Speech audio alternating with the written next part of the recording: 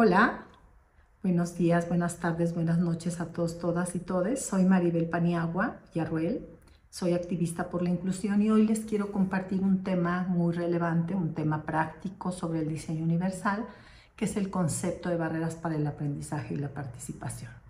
Este concepto es un concepto que surge de manera, digamos, más o menos simultánea dentro del marco del diseño universal para el aprendizaje y en las investigaciones de Booth y Ainscow sobre el índice de inclusión.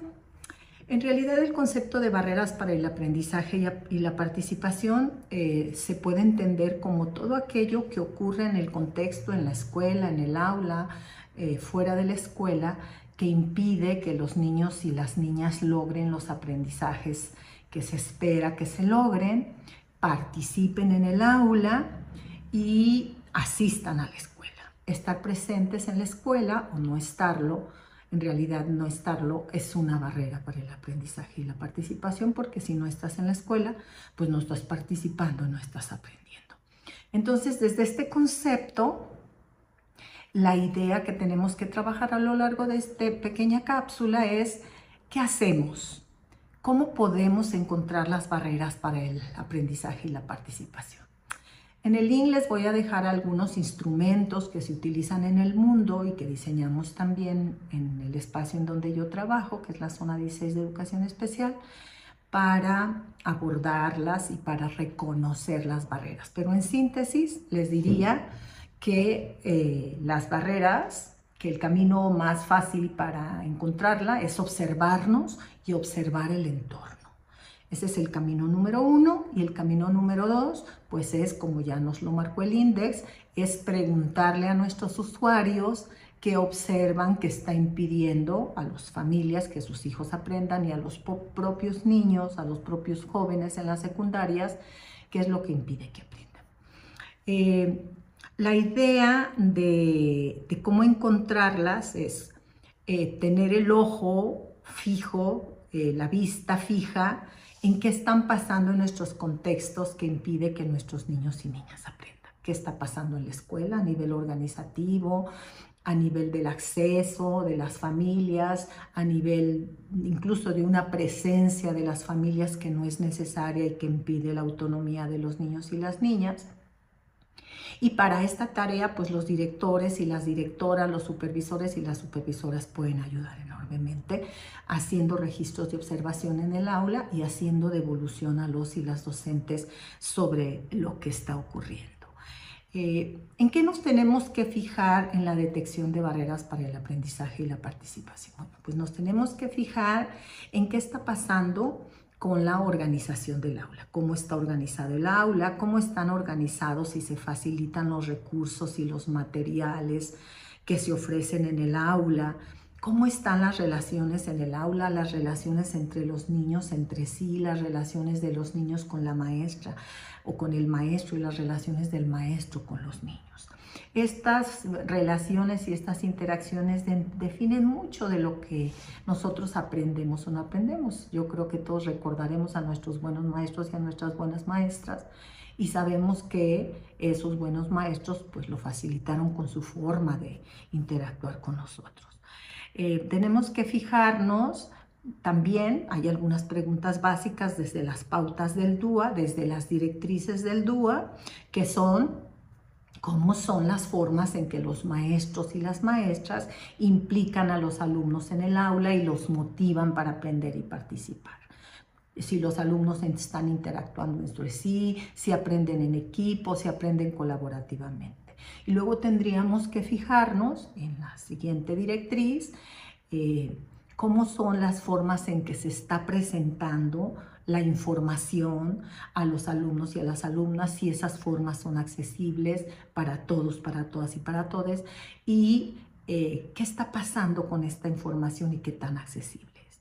Y al final, bueno, pues las formas en que los maestros permiten, animan a los niños y a las niñas a dar la información de lo que aprendieron. Y también, bueno, pues aquí abarcamos desde qué se aprendió hasta la metacognición de cómo se aprendió. Todo esto viene en las directrices del DUA y les invito a consultarlas. Entonces, Si todos estos elementos no implican a todos, no hacen que todos participen y que todos aprendan, pues estamos hablando de que existen barreras. Y estas barreras en realidad constituyen cualquier manera en que se excluye al alumno de estos tres aspectos, de aprender, de participar y de estar presente en la escuela.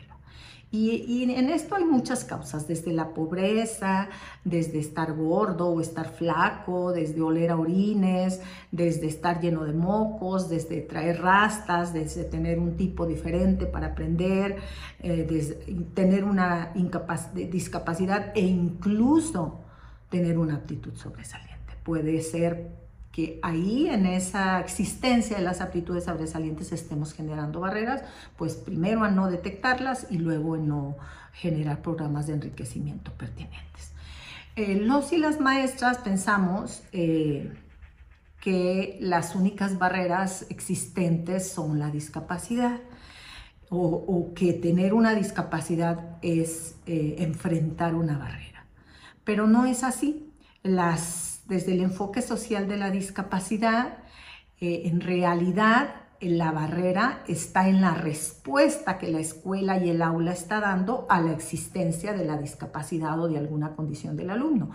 No se niega que los alumnos tienen alguna condición, sin embargo, cómo está respondiendo cada escuela, pues es lo que hace la diferencia en que existan o no barreras. Voy a ponerles un ejemplo. Hoy estamos cada vez con más alumnos con el trastorno por déficit de atención con hiperactividad y entonces voy a plantearles un caso hipotético o real. En este caso hay una chica con TDAH en un aula y está en una escuela en la que hay una agenda de tareas para todo el ciclo escolar, en el que la maestra está utilizando una agenda para saber la secuencia de las actividades y la señala en la propia agenda. Y entonces la chica transcurre como cualquier otro niño en la escuela. Pero se cambia de escuela y en esta escuela la maestra dicta la tarea, la salida de la escuela y entonces pues esto hace que la chica ya están todos parados y empieza a haber ruido y entonces ella dice la tarea para mañana es tal y entonces la chica no la nota, empieza a tener problemas en la casa, etc. Y bueno, por supuesto no hay una agenda en el aula. Entonces esto genera una serie de situaciones porque la chica no hizo la tarea y entonces al día siguiente está avergonzada, está penada y entonces como está penada pues empieza a ser agresiva con los demás, etcétera, ¿no? Un asunto tan sencillo como la falta de una agenda de tareas clara o de una presentación de la tarea en un tiempo en que los jóvenes y los chicos están relajados y están sentados en el aula, eso puede hacer la enorme diferencia, ¿sí? Voy a, antes de cerrar, platicarles otro tipo de barreras, otra clasificación de las barreras, que son las barreras de alta probabilidad. Este es un concepto que nos presenta Antonio Márquez, que es el creador de la rueda del DUA. Y estas las barreras no se refieren a otra cosa que aquello que podemos prever desde la planificación, conociendo a nuestro grupo y conociendo la naturaleza de nuestro grupo. Entonces, ¿a qué se refieren estas barreras? Pues a todo aquello que conocemos desde nuestro diagnóstico en el aula y que tendríamos que estar previendo que no suceda. Por ejemplo, ya sabemos que Juanito se va a distraer. Si yo doy una explicación, si doy mi clase a través de explicación. Entonces, si yo pienso en las barreras de alta probabilidad, pienso entonces cómo hacer para llegar la información de ese tema que quiero dar sin dar una explicación verbal que haga que Juanito se disperse y que no acceda al conocimiento. Luego, por ejemplo, tenemos un Pedrito que sabemos que se va a aburrir, que va a estar recostado en el asiento, que va a decir que no quiere hacer las cosas. Si yo estoy pensando mi clase desde las barreras de alta probabilidad, lo que estoy haciendo es pensar cómo voy a hacer el diseño de mi clase para que este alumno esté implicado, tal vez a través de trabajo en equipo, tal vez a través de grupos interactivos o de cualquier otra forma en que el alumno pueda estar implicado en la actividad. Estas son las barreras de alta probabilidad y es algo que los y las docentes tenemos que pensar desde la planificación.